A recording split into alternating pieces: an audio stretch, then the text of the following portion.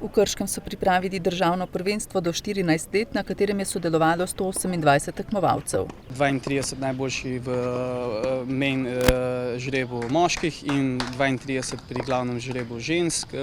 Potem imamo še dvojice, tako v moški in ženski kategoriji. Mladi slovenski upi so na peščenih igriščih dokazali, da je za prihodnost domačega tenisa dobro poskrbljeno. Na tekmovanju je sodeloval tudi domači klub. Iz našega kluba imamo v tej kategoriji zelo malo igralk in igralcev, tako da v glavnem žrebu je bila tekmovalka Eva Grajželj, ki je dobila tudi povabilo od organizatorja, drugače pa žal v tej kategoriji nimamo toliko igralcev, imamo jih pa zelo veliko v mlajših kategorijah. Tekmovanje je potekalo v skladu z veljavnimi ukrepi. Med drugim so morali ločiti tekmovalno od spremljevalnega prizorišča.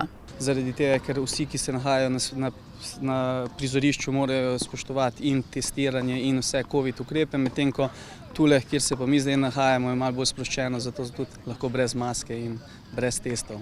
Tako da, kar zahtevno, no? Ampak več kot uspešno. Tekmovanje v Krškem ni potekalo po naključju, dodaja Nikolič, saj so v teniškem klubu v zadnjih letih precej posodobili infrastrukturo.